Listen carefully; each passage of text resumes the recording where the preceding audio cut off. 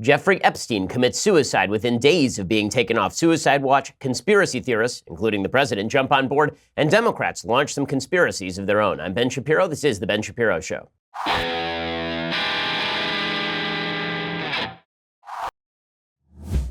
We apologize for the slight delay in bringing you today's show. I had to forcibly take over Andrew Klavan's studio and expel him physically from that studio. The good news is I own the studio, so there's nothing he can do about that. We'll get to the news in just 1 second. First, you may have noticed that the economy seems like it's on the brink of something. There are banks today, Bank of America, suggesting there's a 1 in 3 chance of a recession. There's a lot of geopolitical tension ranging from Iran to China. Obviously, tariffs are impacting the markets in a heavy way. This might be a good time for you to diversify into gold. Can you afford another hit to your retirement like the last downturn when the S&P dropped 50%? Now, I know the folks over at Birch Gold. I trust the folks over at Birch Gold with my precious metals investment. It's a great way to hedge against inflation, hedge against uncertainty and instability. Precious metals. It doesn't mean take all your money out of stocks and bonds and then toss them into precious metals. It means at least a little bit of your money should be in precious metals. My savings plan is diversified and yours should be as well. The company I trust with precious metal purchases, Birch Gold Group. Look back historically. When the bottom falls out of everything else, gold does tend to safeguard savings. Birch Gold Group has thousands of satisfied customers, countless 5-star reviews,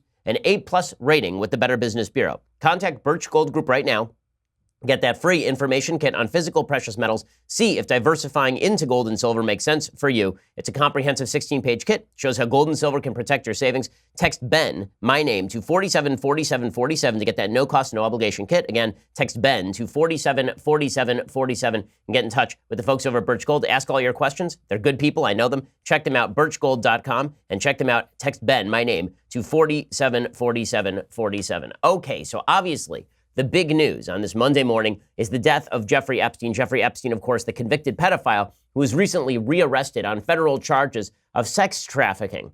There's a lot of worry in the nation's highest corridors of power about what exactly Jeffrey Epstein might say. In fact, just on Friday, there was a federal court that unsealed documents from a lawsuit by one of Jeffrey Epstein's accuser against his mysterious girlfriend and alleged procurer, Ghislaine Maxwell. So the accuser, her name is Virginia Giuffre, accused Maxwell of procuring young girls for sexual abuse by Epstein and his powerful friends, according to the Daily Beast. Some of the major revelations include, in 2016, Giuffre said that Maxwell specifically instructed her to serve former New Mexico Governor Bill Richardson, who at one point was a front-running Democratic presidential candidate, Britain's Prince Andrew, wealthy financier Glenn Dubin, former Senate Majority Leader George Mitchell, modeling scout Jean-Luc Brunel, and scientist Marvin Minsky. Giuffre also said that Maxwell and Epstein directed her to have sex with another prince, a foreign president, a well-known prime minister, and the owner of a large hotel chain. None of the men named have been charged with a crime, and all have denied inappropriate behavior.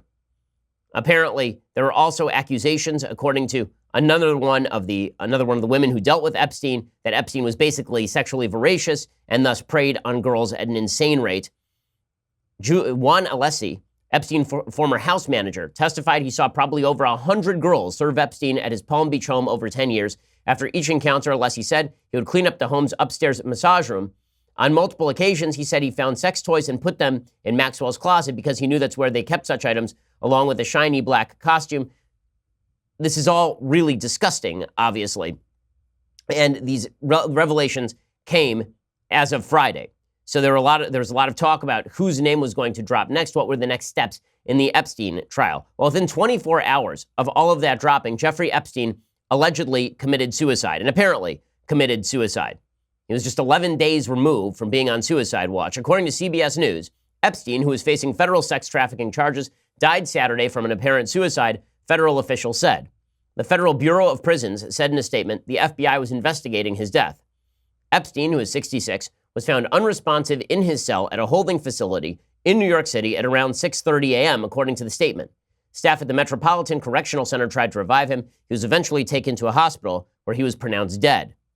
The New York City Medical Examiner's Office was also investigating Epstein's cause of death, a spokesperson told CBS News, and will conduct an autopsy and toxicology test to determine the cause. There's a statement put out by the Medical Examiner's Office saying they were still going to determine cause of death. That doesn't mean they suspect homicide. It means they still have to finally determine cause of death, although they think they know what happened here. Federal prosecutors in New York alleged Epstein abused dozens of underage girls as young as 14. Epstein was found injured on the floor of his cell in late July. At the time, law enforcement sources told CBS News that Epstein was found semi-conscious with slight bruising around his neck. So apparently he tried to hang himself at that juncture, and he was put on suicide watch. So there's all sorts of weird stuff surrounding this particular suicide, and it's leading a lot of people toward conspiracy theories. The chief medical examiner, Dr. Barbara Sampson, released a statement on Sunday saying that her office had conducted an autopsy on Epstein, but that the medical examiner's determination is pending further information at this time. She said this is routine. She said, I allowed a private pathologist to observe the autopsy, which is routine. My office defers to the involved law enforcement agencies regarding other investigations around this death. A lot of Epstein's victims are upset because they felt like this was their chance at justice. Attorney General William Barr says the investigation will continue. There are associates and co-conspirators with Epstein who will, in fact, be on the hook for whatever crimes they committed. So this thing does not end with Epstein being dead. This sex trafficking case was very important to the Department of Justice and to me personally. But let me assure you that this case will continue on against anyone who was complicit with Epstein. Any co-conspirators should not rest easy. The victims deserve justice, and they will get it. And so the conspiracy chatter picked up almost immediately. You had dueling hashtags on Twitter that were trending. One was Trump body count, and the other was Clinton body count. There was accusations by the right that Clinton body count wasn't trending because Twitter is biased to the left. Certainly Twitter is biased to the left. I don't know why that wasn't trending. The fact is, this was neither Trump nor Clinton by all available evidence. But you saw that implication put forward by a variety of sources. MSNBC's Joy Reid actually suggested that Attorney General William Barr might be covering up Epstein's death at Trump's behest because Trump, of course, was friends with Jeffrey Epstein. The investigation of Epstein's death now falls into the hands of William Barr, Donald Trump's consigliere and attorney general, who refused to recuse himself on the Epstein case despite his association with a law firm once involved with Epstein, whose father once hired Jeffrey Epstein as a teacher with neither experience nor degree, and whose prime directive is to protect Donald Trump, no matter what. Okay, so there she is putting out her own conspiracy theory. Then President Trump, in his own inimitable fashion, decided, it'd be a great idea. I'm going to retweet whatever I feel like, and I feel like retweeting a wild conspiracy theory. So he retweeted a tweet from a guy named Terrence Williams on Twitter, and the tweet says, died of suicide on 24/7 suicide watch? Yeah, right. How does that happen? Hashtag Jeffrey Epstein had information on Bill Clinton, and now he's dead. I see Trump body count trending, but we know who did this. Retweet if you're not surprised. Hashtag Epstein suicide, hashtag Clinton body count, hashtag Clinton crime family. And then he released a little video discussing why he thought that the Clintons had murdered Jeffrey Epstein. Now, this has been a long-standing meme on the right, is that the Clintons routinely murder their political opponents. Not a lot of evidence to suggest that that is true, despite widespread speculation about characters, including Vince Foster, for example. President Trump tweeted that out, and that was awkward. Here's a little bit of that Terrence Williams video in which he talks about all of this. Shaking my head. I'm not surprised. I told y'all last month this was going to happen, but didn't nobody want to listen to me. But then guess what? Next month he dead. And you know what? All the liberals were calling me a conspiracy theorist, saying, Terrence, you coming up with crazy conspiracies and you need to be banned from Twitter. And then guess what? The man really ended up dead. And you know what? He had information on the Clintons, and the man ended up dead. Okay, that's enough of that. So Trump actually retweeted that. Now, number one, this wasn't the Clintons, okay? As we will see, this is wild incompetence by jail officers, which frankly is not all that uncommon. I mean, it is unfortunate truth of life that human beings are wildly incompetent generally. And it is also another unfortunate truth that treatment in American prisons, it depends on the prison, but many prisons are horribly run. The guards don't do their jobs to the apex of their abilities. They feel like they're dealing with criminals, and therefore they sort of slack off a bit. That's not an indictment of all prison officers by any measure. A lot of prison officers, probably the vast majority of prison officers, do their job with honor and diligence, but there are going to be some who do not, obviously. And this one falls under Hanlon's razor. Never attribute to malevolence that which you can attribute to human stupidity. And while this all looks very suspicious, because obviously Epstein was the most watched federal prisoner in America, still, I am much more inclined to chalk this up to prison guards didn't do their job then Bill and Hillary Clinton sneaked somebody into Jeffrey Epstein's cell to kill him in his cell. I mean, the lady couldn't even find Wisconsin on a map. I don't think that this has to do with Hillary Clinton and Bill Clinton deciding that it's time for Jeffrey Epstein to be offed. Why wouldn't they off him before he was arrested? I mean, the whole thing doesn't make any sense. And as it turns out, there's lots of evidence of incompetence here. Apparently, according to the Associated Press, guards on Jeffrey Epstein's unit were working extreme overtime shifts to make up for staffing shortages the morning of his apparent suicide, a person familiar with the jail's operations told the Associated Press. The person said that the Metropolitan Correctional Center's special housing unit was staffed with one guard working a fifth straight day of overtime and another who was working mandatory overtime. The person wasn't authorized to discuss jail operations publicly, spoke Sunday on the condition of anonymity. Epstein's abrupt death cuts short a criminal prosecution that could have pulled back the curtain on the inner workings of a high-flying financier with connections to celebrities and presidents. The jail staff failed to follow protocols leading up to Epstein's death, according to a report from the New York Times, deepening the fallout from what led to his apparent suicide. The New York Times reports that Epstein was supposed to have been checked by two guards in the protective housing unit every 30 minutes. He was alone in a cell just 11 days after he'd been taken off suicide watch. That was not supposed to happen. He was supposed to have somebody else in the cell with him. The procedure of him being checked every 30 minutes was not followed that night. Because Epstein may have tried to commit suicide 3 weeks earlier, obviously, that other inmate was supposed to be in there, but the jail recently transferred his cellmate and allowed Epstein to be housed alone, a decision that also violated the jail's procedures. Attorney General William Barr was fighting mad about that today as well. He suggested that there could be prosecution on the table for negligence for some of the people who were associated with all of this. In addition, according to the UK Daily Mail, every 15 minutes, guards are required to make another check on prisoners who are on suicide watch. The decision to remove Epstein from suicide watch has both baffled former wardens and veterans of the federal prison system alike. As Matt Walsh of Daily Wire pointed out, suicide watch is not supposed to be taken quite so literally. You're not actually supposed to watch while the person commits suicide. So well done, everybody involved. Now, it's Trump's retweet that's getting all the attention today. It is President Trump tweeting out a conspiracy theory that's getting all the attention. We'll get to that in just one moment. Also, I want to discuss why it is that generally people tend to buy conspiracy theories, even though conspiracy theories rarely end up being true.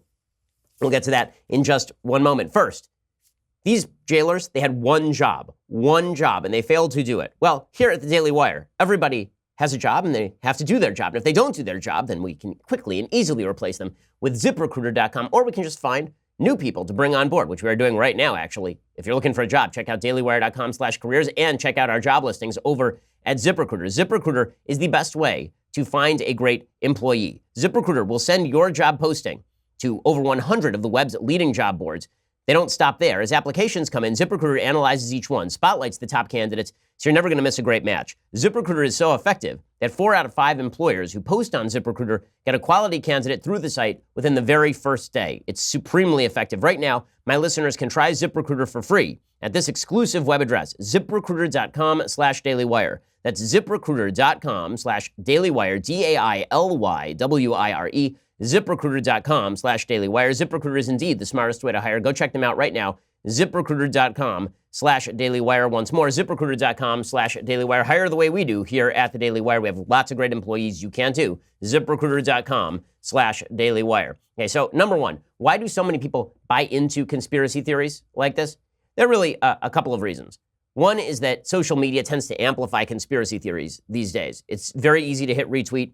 It's very easy for jokes to go viral and then people to take them seriously. Social media tends to take pockets of fringe opinion. And if there are many pockets out there of fringe opinion, it then sort of agglomerates them into one giant fringe opinion that starts to look more and more mainstream and less fringe. This is what has happened in pretty much every area of American life with fringy opinion, ranging from white supremacism to conspiracy theorizing. It used to be that you were the weirdo in your town, you were on your own. Now you're the weirdo in your town, you can hang out with every weirdo online, and then you can form these kind of giant blocks of people who believe in crazy stuff. Part of the rise of conspiracy theories also has to do with generalized distrust of the media. As we'll get to, the media only seems skeptical of certain types of conspiracy theories. Other types of conspiracy theories, the media are totally on board with. Most of this has to do with the human inability to accept widespread incompetence. So as I say, it is very difficult to accept incompetence. It's much easier to simply understand that or believe that people are nefarious, that people are in control. One of the harder revelations in life as we become adults is recognizing that most people are just as incompetent as they were when they were 7 years old and picking their boogers and eating them. They're just adults now. So now they're incompetent and they get paid, and you hope that their incompetence isn't so off the charts that it actually harms somebody. People get harmed more often than you think. But going back to the media for a moment, the media were all over Trump for retweeting the conspiracy theory. And that's fair. I mean, it's wild that the president of the United States is retweeting conspiracy theories about his lead political opponents, the Clintons in 2016, murdering somebody in federal custody.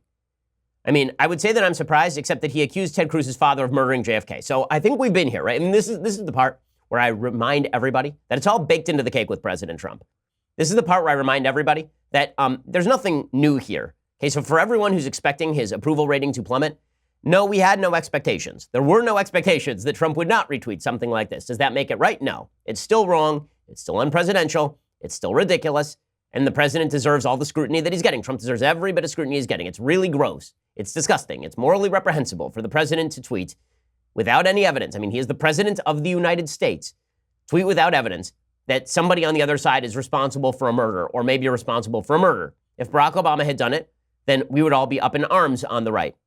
Now, the reason that we're not quite as up in arms about Trump as we are about Obama isn't just because Trump is a Republican. It's also because, as I've said before, Trump is not as serious a human being as Barack Obama is. And anybody who says they take Trump as seriously as they take Obama is lying to you.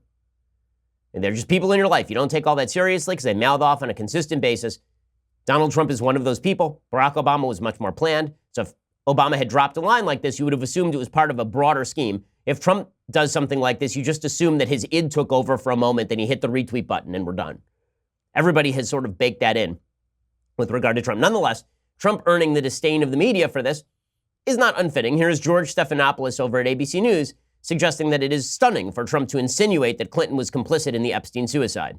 You mentioned conspiracy that the U.S. Attorney is investigating. Also, a lot of conspiracy theories online. One propagated by President Trump himself. He retweeted a tweet that seemed to suggest that Bill Clinton was somehow complicit in the death of Jeffrey Epstein. It shouldn't go without remarking. Kind of stunning that the President of the United States is accusing his predecessor, one of his predecessors, of complicity in murder. And the fact is, Tommy Amish, you spent a lot of time looking at the Jeffrey Epstein case. He had relationships both with Bill Clinton and Donald Trump.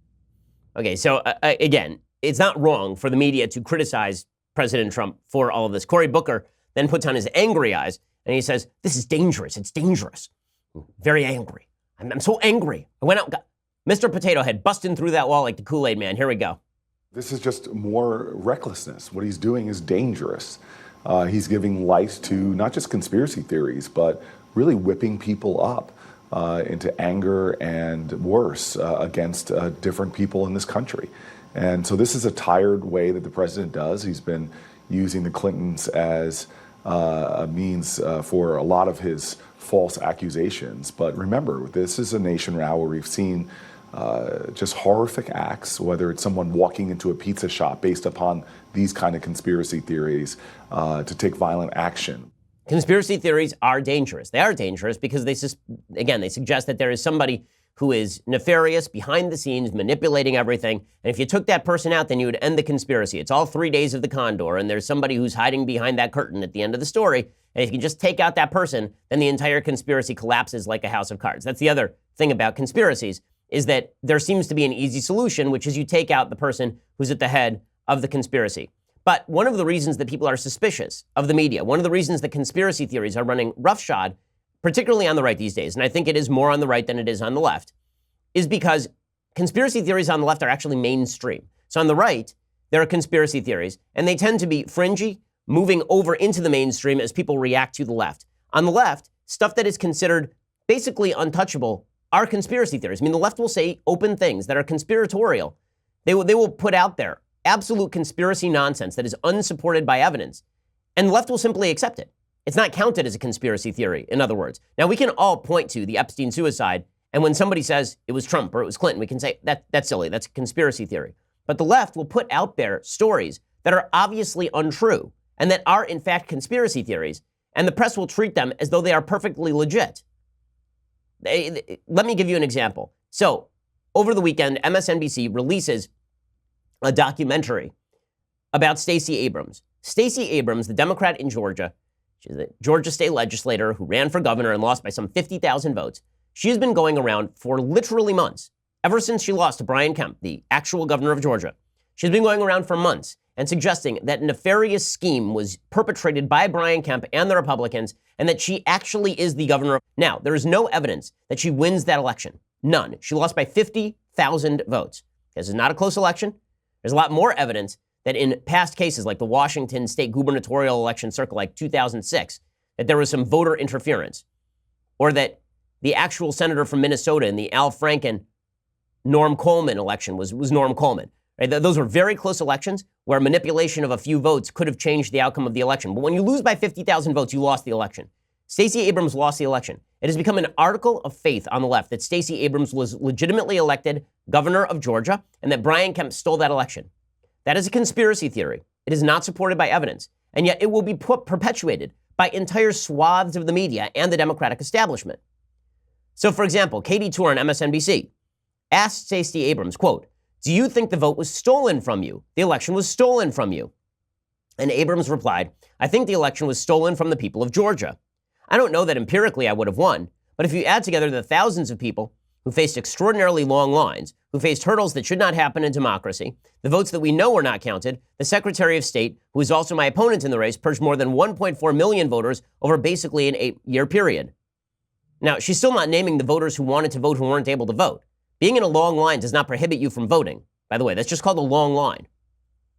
Tur noted that Kemp's so-called purges were legal and were enforcement of a law passed by Georgia Democrats who dominated state politics for more than a century after the Civil War.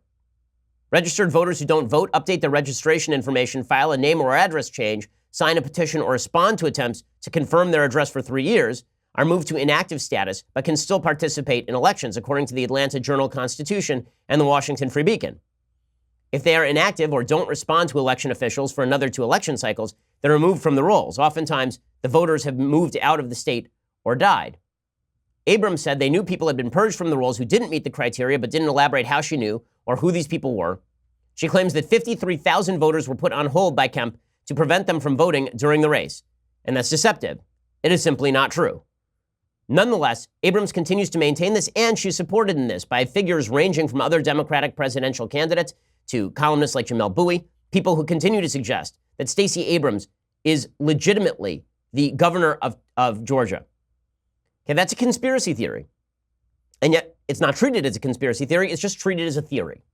It's treated as a normal theory, everyday politics. And I'm old enough to remember when people were suggesting that if Trump lost the 2016 election, he would suggest that he had wrongly lost and that he actually won.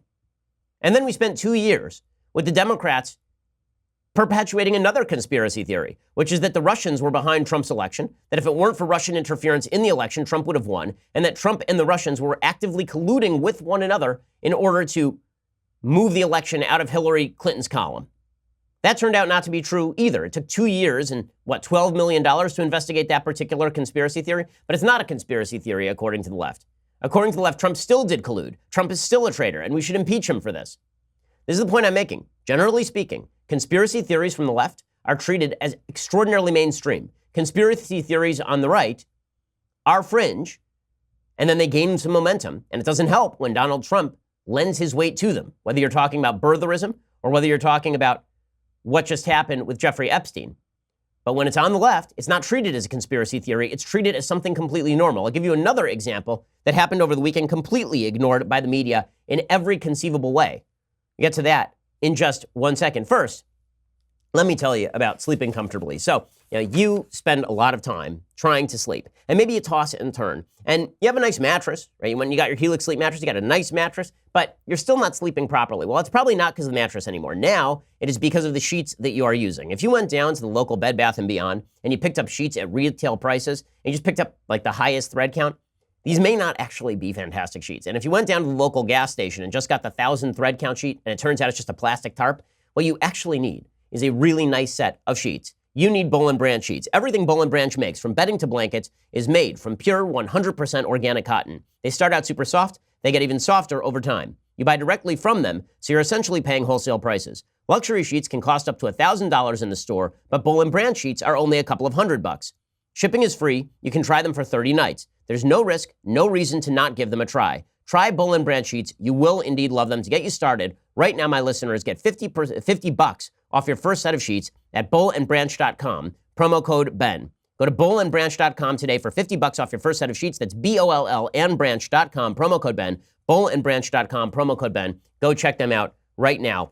These sheets are fantastic. I sleep on them every night. We got rid of all of our other sheets. They are that good. bollandbranch.com, promo code Ben. Go check them out right now. Okay, so speaking of other conspiracy theories that are going to be completely and wildly ignored by the media, over the weekend was the 5-year anniversary of the Ferguson incident involving Ferguson, Missouri, involving Michael Brown. Michael Brown was an 18-year-old, very large dude, black guy, who, according to the media reports at the time, supposedly was murdered in cold blood by a white police officer named Darren Wilson, and that was done out of racial hatred because the police force in Ferguson was deeply racist, and Michael Brown was, in fact, surrendering at the time. And this is how you end up with famous pictures on the news of people like Sally Cohn and other commentators raising their hands and saying, hands up, don't shoot.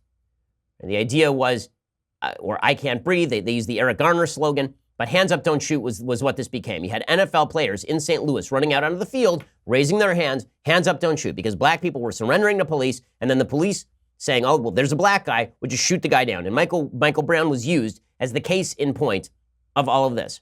Well, as it turns out, that's not what happened at all. Michael Brown had earlier in the day gone to a store, a convenience store, and he had stolen some Swisher Sweets, which are very often used in the cigars. They are often used in the tobacco is removed, marijuana is put in. That's beside the point because drug use really isn't the issue here. And Michael Brown assaulted the store owner and then walked out. Well, Darren Wilson, the cop, was driving around town, and he got some news that criminal activity had been taking place. He saw Michael Brown walking erratically with his friend Dorian Johnson down the street, and he told them to pull over. They refused to pull over. He kind of pulled in front of them, so they pulled over, at which point, according to witness testimony and physical evidence, Michael Brown walked up to the side of the car, punched Darren Wilson in the face, tried to grab Darren Wilson's gun. The gun went off in the car. Darren Wilson got out of the car. He told Michael Brown to stop. Brown was running away. Brown then turned around and charged at the officer. This is according to witness testimony. Okay, and those witnesses are black. This is not a race thing. Testimony and physical evidence.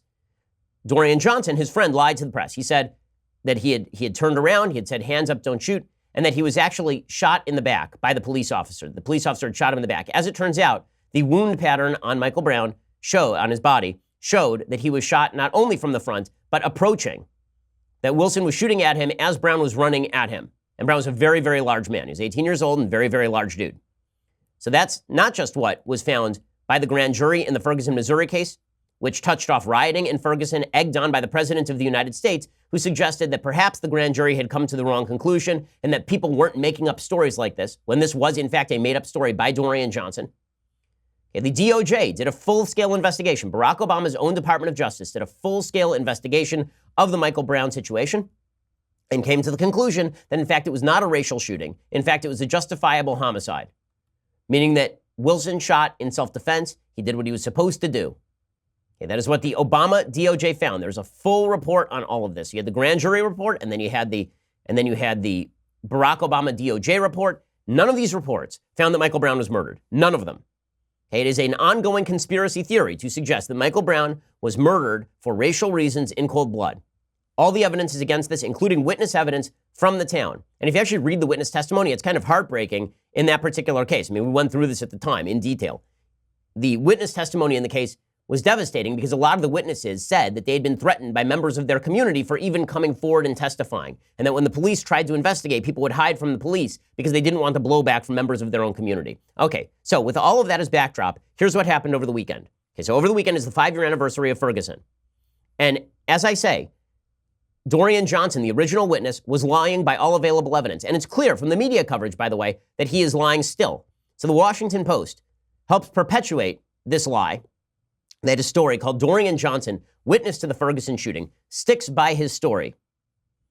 It's by Wesley Lowry, who was one of the reporters on scene in Ferguson, did a lot of reporting from there at the time. He said Michael Brown was still lying dead in the street when his family gathered in the kitchen of a nearby apartment to hear from Dorian Johnson, the friend who saw what happened. Through thick tears, Johnson recounted how he and Brown, 18, had encountered Ferguson police officer Darren Wilson and how Wilson had pumped half a dozen bullets into Brown's body. When Johnson finished, Brown's family had one request: tell the media. And so, minutes later, a trembling Johnson was staring into a local TV news camera, uttering the words that would change both the nation and his life. He put his hands in the air, Johnson said of Brown in his final moments. He started to get down, but the officer still approached with his weapon drawn and fired several more shots, and my friend died. The killing of Michael Brown on August 9th, 2014 became one of the most incendiary events in American history, spawning the Black Lives Matter movement, most powerful rallying cry, hands up, don't shoot. Ultimately, two separate law enforcement investigations concluded that Brown did not have his hands in the air when Wilson opened fire, but controversy over Johnson's account raged for months. Okay, so now Johnson is speaking out again. Here's what Johnson says. Okay, and it's obvious from his statement that he was lying in his first statement. Okay, here's what he said, quote, his hands were definitely up when he turned around. Whether his hands were up or halfway up or fully down or up, he was killed and he was unarmed. He wasn't posing a threat. So in 2 sentences, he denies his original account. His hands were definitely up. Whether his hands were up, halfway down, fully down, or up, he was killed and he was unarmed. He wasn't posing a threat, except for witness testimony, except for forensic evidence. All of that is true. Okay, so Dorian Johnson's still telling this tale. So as we'll see, Democratic candidates, presidential candidates, perpetuated a conspiracy theory over the weekend. And the media didn't care. Not only didn't the media not care, they saw it as a sign of moral truth and decency that these Democratic candidates decided to purvey this conspiracy theory. We'll get to that in just 1 second. First, let's talk about that cell phone plan. So your cell phone plan, your bill, it's notoriously confusing. We all know. It's impossible to know what exactly you're paying for. Those tiny hidden fees, they're not so tiny when you add them up. No more. What you need is Mint Mobile. Mint Mobile provides the same premium network coverage you're used to, but at a fraction of the cost. Mint Mobile makes it easy to cut your wireless bill down to just $15 a month. Every single plan comes with unlimited nationwide talk and text. With Mint Mobile, stop paying for unlimited data you're never going to use. Choose between plans with 3, 8, 12 gigs of 4G LTE data.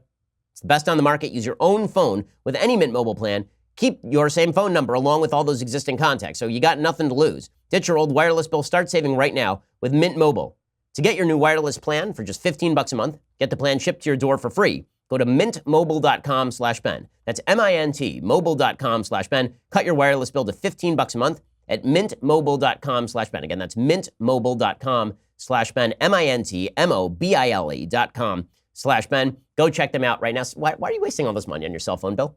Just go spend less money and get the same great coverage. Mintmobile.com/Ben. You don't need the unlimited data. You just need Mint Mobile. Mintmobile.com/Ben. Okay, in just a second, we're going to get to Democratic presidential candidates perpetuating conspiracy theories. And yes, this has impact. Yes, this has effect in the real world. But first, you have to go over to dailywire.com and subscribe.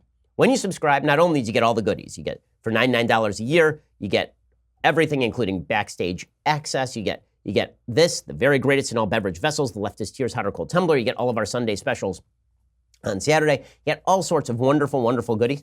Not only do you do that, you also support us. I mean, let's be real about this. The reason to subscribe is so that we can continue bringing you the content you love. The fact is, the left would love to deplatform this show, just like they would love to deplatform most right-wing shows, most conservative shows. The left would love nothing better than to go after our advertisers. You help insulate us from a left that seeks to censor everyone they don't like. All you have to do is go over to dailywire.com and subscribe. Go make that happen for yourself. Dailywire.com makes a great gift. Daily Wire subscriptions, $99. You get the annual. And the monthly's fine, $9.99 a month. But $99 a year will save you tons of money. And you get the vessel, the beverage vessel. So go check it out, dailywire.com. We are the largest, fastest growing conservative podcast and radio show in the nation.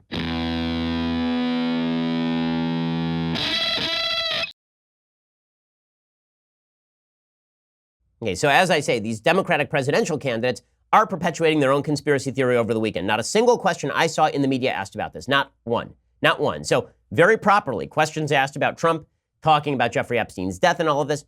But it is somewhat newsworthy. The Democratic presidential candidates are just spouting absolute debunked lies debunked by Barack Obama's DOJ, led by Eric Holder, about Michael Brown. So Elizabeth Warren, who's pandering for black votes, she tweets out, 5 years ago, Michael Brown was murdered by a white police officer in Ferguson, Missouri. Michael was unarmed, yet he was shot 6 times. I stand with activists and organizers who continue the fight for justice for Michael. We must confront systemic racism and police violence head on. Virtually every word of this is a brutal lie. There's no evidence that he was murdered. Murder has a very specific meaning. He was unarmed. He was charging a police officer at the time. He had already tried to grab the police officer's gun by forensic evidence. The gun went off in the car.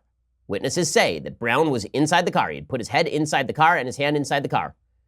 Okay, Elizabeth Warren tweeting out absolute crap. Okay, this is conspiracy theory nonsense. And I guess the conspiracy theory would have to include that Obama DOJ that found differently. Kamala Harris did the same thing when she's not locking people up. She is apparently trying to justify somebody charging a police officer. She tweeted out, Michael Brown's murder, again, that's a very specific word, murder, forever changed Ferguson and America. His tragic death sparked a desperately needed conversation and a nationwide movement. We must fight for stronger accountability and racial equity in our justice system. So that's two front-running Democratic candidates who are engaged in open conspiracy theory suggesting that Michael Brown was not killed justifiably as per two law enforcement investigations and a grand jury investigation. No, he was shot, he was murdered. He was murdered. Beto O'Rourke says 5 years ago, Michael Brown was shot dead by a police officer. In the years since, we've heard too many names, too many similar stories to count. In each, we're reminded of an idea as urgent and as ignored today as it was when Michael was killed. Black Lives Matter. Again, you want to use examples of black folks getting shot unjustifiably? I mean, there's a case in South Carolina of that happening. Philando Castile was shot wrongly in his car by a, I believe, an Asian police officer. Michael Brown is a horrible example. And when you engage in the Michael Brown mythology, you're in fact engaging in a conspiracy theory. And this does have real-world effects. The real-world effects include continued failures in exactly the areas that need more police officers, not fewer police officers. You know, the fact that there are so many people on the left who don't actually seem to care about what people in crime-ridden areas need. And yes, many of those areas are minority areas where there's high tension with police. You know what you need? Lower crime rates in those areas. Okay, it is wildly and insanely ridiculous that the Democrats continue to push the notion that police departments are actually the enemy when it comes to the inner city communities that actually do require people to police those communities. You need lower crime rates. If you actually want to have a safer America, if you want these areas to be safer, you need to build trust with the police. You need to stop accusing every police officer of being a murderer, even when they are not a murderer. You need to start recognizing that in order to build credibility between police officers and communities, you need to stop implying that every police officer is a murderer when he's not a murderer, that there's a conspiracy of silence at the top levels of law enforcement, that in places like Baltimore, where the majority of the police force is minority, where the police chief is black, that police department is out to get black folks. In Ferguson, you've seen a radical turnover of the Ferguson police department. Ferguson's police department has become much, much more minority. The reason it wasn't as minority before is because they were having trouble finding applicants, frankly. But right now, according to the New York Times, more than half of Ferguson city council members and police officers are now black. But guess what? That hasn't changed the conditions on the ground in Ferguson, nor has it changed the attitude of many citizens toward police. Because when you keep perpetuating the myth that police officers are generally out to get black people, it turns out that has real-world effects. There's this article in the New York Times. It is called, He's a Veteran of Upheaval, Molded by Ferguson's Traumas. He's 7. And it's a profile of a kid named David Morrison, who's 7 years old. It says, David Morrison carries the scars of Ferguson's upheaval. A veteran protester, he has fled gunshots and tear gas, marched, waved signs, played dead on the asphalt in years of activism that unspooled after a white police officer killed an unarmed black teenager named Michael Brown. I'm so angry, he shouts. He is 7 years old. So you're telling me that he's had bad run-ins with police officers? He's 7. Or is it that his mom has taken him to a lot of protests, backed by, presumably, these sorts of presidential candidates? Well, as the article makes clear, it is the latter. As the article makes clear, his mother was taking him to protest from the time that he was like 2. David's mother got involved in a citizen journalism project after the shooting of Michael Brown and took David along to protest when he was a preschooler. But one night, after she had scooped David into her arms and raced to her car, when gunfire erupted, she began to notice the toll. He jolts awake from nightmares on the living room couch where he often sleeps, then cracks open her bedroom door to reassure himself she is still there. David and his mother were driving on a summer afternoon when the conversation turned, as it often does in Ferguson, to race and injustice.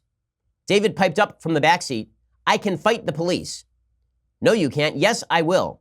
David, his mother said, you're going to end up dead if you do that. Quit using your imagination. It's time to use reality. Okay, 7-year-olds don't generally say they can fight the police unless they are told by their relatives that they should fight the police and that the police are the bad guys. Does it help when you have national political figures lying and saying that a police officer who did not murder a black man murdered a black man? Is that helpful? A detailed federal review cleared Officer Wilson of any civil rights violations and largely supported the officer's version of the story. Investigators concluded Officer Wilson had confronted Mr. Brown in connection with a theft at a nearby convenience store. Then the report found Brown attacked Wilson while the officer was seated in his SUV and struggled for control of his gun. After a brief chase on Canfield Drive, the report said, Brown was moving toward Officer Wilson on the street when he was fatally shot. After the shooting, Ferguson officials entered into a contentious agreement with the Justice Department, promising to overhaul its court process, make new guidelines for stops and searches, give police officers more training, require them to wear body cameras. Progress has been agonizingly slow. And as it turns out, crime rates jumped in the aftermath of Ferguson, not the opposite. Who did that hurt? Law-abiding citizens in places like Ferguson. There's an article by Justin Hansford, who is a law professor, in the New York Times over the weekend. He's at Howard University School of Law and executive director of the Thurgood Marshall Civil Rights Center. And this columnist says 5 years after Ferguson, we're losing the fight against police violence. Well, let's make something clear. After Ferguson, crime rates spiked due to something that Heather McDonald correctly called the Ferguson effect. Police officers, of whom I know many, not wanting to go into situations in which they could be dragged up on charges for simply doing their job the way that Darren Wilson was. It turns out this law professor, what exactly does he think is the solution to all of this? He thinks the solution isn't more police and less crime. He thinks that the solution is to end policing and prisons altogether. Quote, in the 5 years since the uprising, Ferguson activists have shifted from a demand to stop killing us to calls for broader civil rights and human rights standards and appeals for the ultimate structural change, an abolitionist ethic that seeks to end policing and prisons altogether. End policing and prisons altogether. This conclusion, admits the law professor, dubious and far-fetched to many, is a response to the thoroughly credible and highly researched position that the use of the criminal justice system as a tool of racial control reflects its original design. Yes, I'm sure that this is going to be better for all the people who are law-abiding in their inner city communities. I'm sure the best thing will be to continue perpetuating the myth that Darren Wilson shot Michael Brown in cold blood, just like officers across the country would do, and that has no impact on people's lives in these places. Conspiracy theories do have impact, but folks on the left are willing to go along with those conspiracy theories so long as they support their political agenda. And as it turns out, in a wild piece, the New York Times is promoting yet another conspiracy theory today. That conspiracy theory is that the shooting in El Paso, Texas, the white supremacist racist shooting in El Paso, Texas, is due to, I kid you not, Rush Limbaugh, Sean Hannity, Tucker Carlson, and virtually everybody else on the right who has ever been critical of law enforcement when it comes to illegal immigration. There's an article in the New York Times called The New Nativists, How the El Paso Killer Echoed the Incendiary Words of Conservative Media Stars. And it basically looks like that actor from It's Always Sunny in Philadelphia standing next to the conspiracy board. Right? It's just them looking. They literally took the manifesto of the killer in El Paso, of the shooter, the white supremacist piece of trash in El Paso, and then they scanned it for the word invasion, and then they went and found other people who used the word invasion, and that apparently is enough to blame those people for the crime, to link those people. It's so weird how they didn't do that with the manifesto of the guy who attacked the ICE facility like 3 weeks ago, calling it a concentration camp. So they've all now become Charlie Day in the conspiracy photo. There's a striking degree of overlap between the words of right-wing media personalities and the language used by the Texas man who confessed to killing 22 people at a Walmart in El Paso this month. In a 2,300-word screed posted on the website 8chan, the killer wrote that he was simply defending my country from a cultural and ethnic replacement brought on by an invasion, according to the New York Times. It remains unclear what or who ultimately shaped the views of the white 21-year-old gunman, or whether he was aware of the media commentary. Well, wouldn't that be the thing you should investigate, you morons? If you're going to perpetuate a conspiracy theory about how he watched lots of Tucker Carlson, then went out and shot up an El Paso Walmart, maybe you ought to check out whether he watched Tucker Carlson all the time. And even by that logic, maybe you should talk with the shooter in the congressional baseball game, find out how often he was stumping for Bernie Sanders and listening to what Bernie had to say.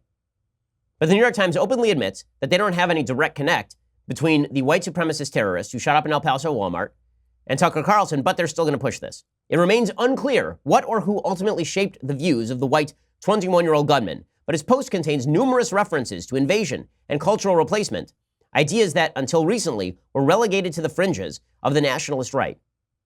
Again, I don't like the language of invasion, and I don't believe I've used it. If I had, I'm sorry I did, because I don't think that it is correct, but I'm fairly certain I never did, because I never considered it a quote-unquote invasion when illegal immigrants cross our southern border.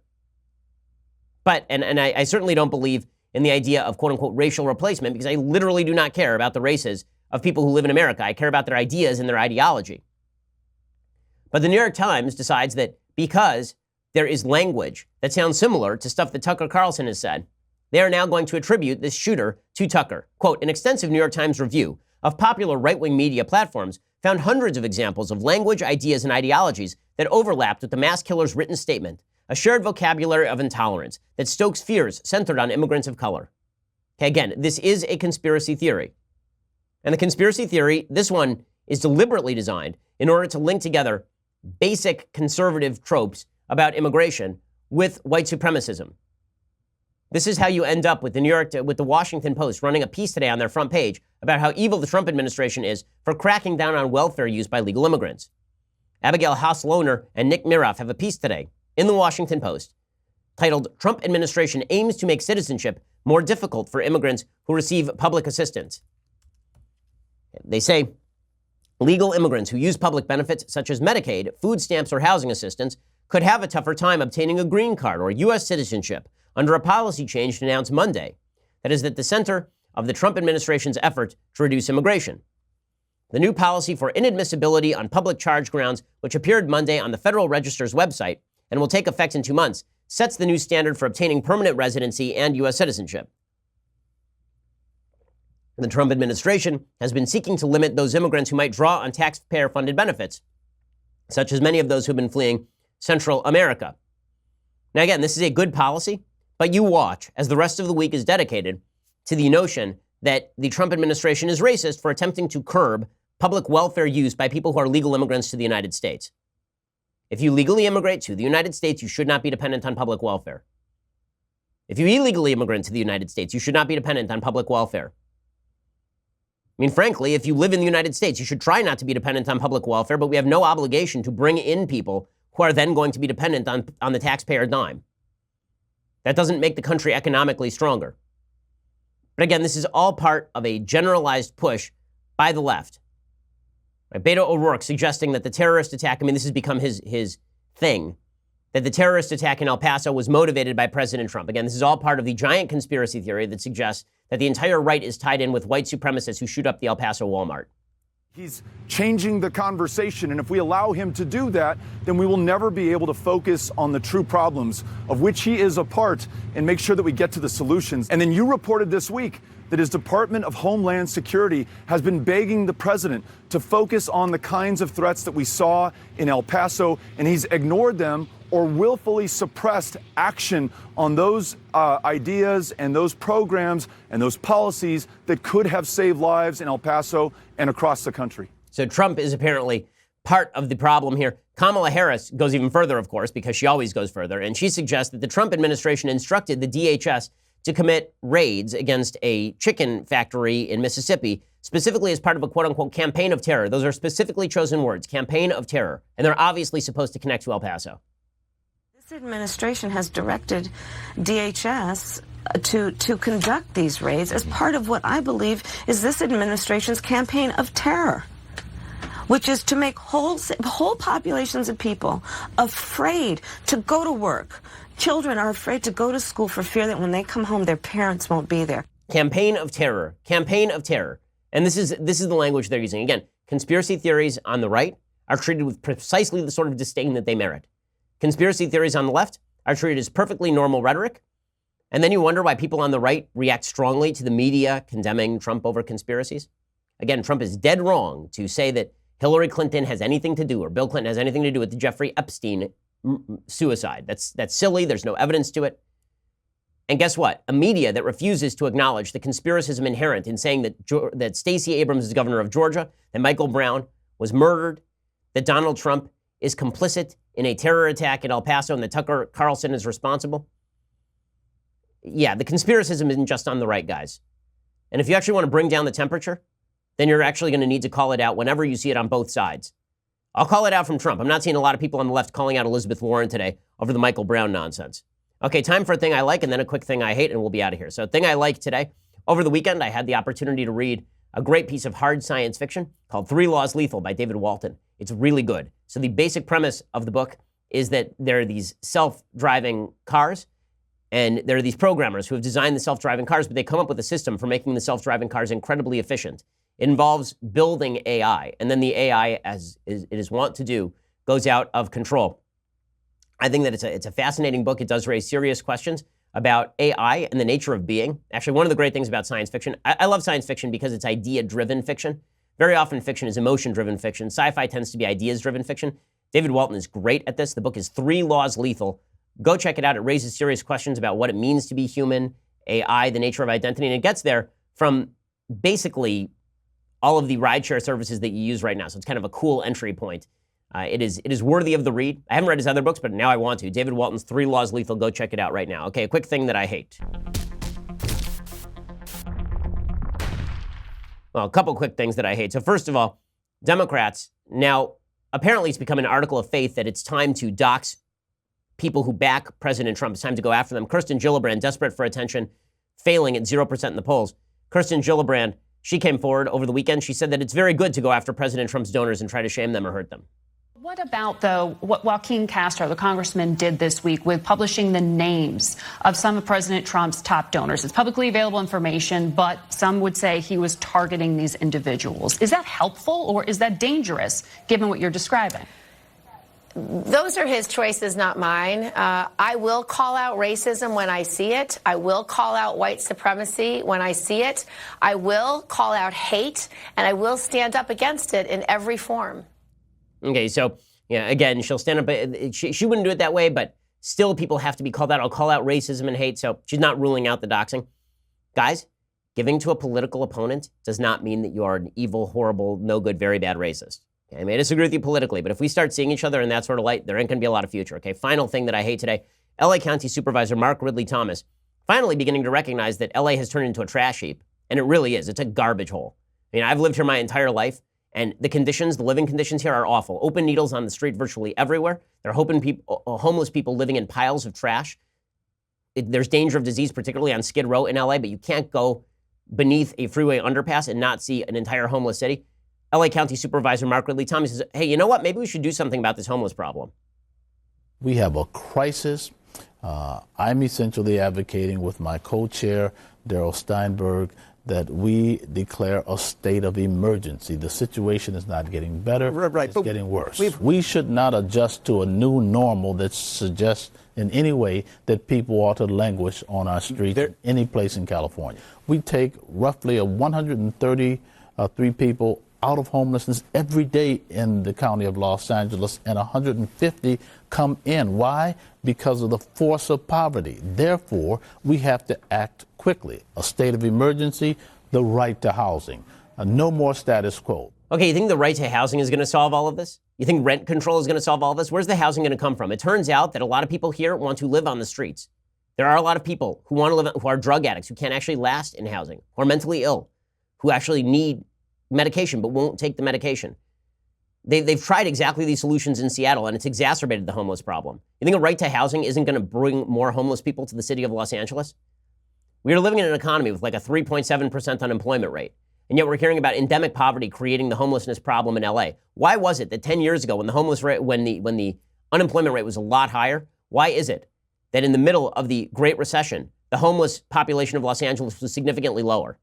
It has something to do with the policies pursued by the Democratic legislators and county supervisors in Los Angeles. It ain't going to get better until you start actually arresting people for trespass, until you are able to roust people and move them, until you are able to get people the help they need by putting them in drug clean-out centers, even if they don't want to be there, until you're able to take people who are mentally ill and get them the treatment that they need, until you're able to arrest people who are willingly living on the streets. You're not going to be able to do anything, and it's going to get worse. And these politicians are too gutless to do anything about it because they're afraid of being called mean. Well, guess what? It ain't exactly nice to taxpayers to have homeless people lying face down in drug-induced states of apathy outside your front door, which all too often is happening in the city of Los Angeles. You do not have a right to do that. And affordable housing ain't going to cure that. Okay, we will be back here a little bit later today with 2 additional hours of content. If not, we'll see you here tomorrow. I'm Ben Shapiro. This is The Ben Shapiro Show.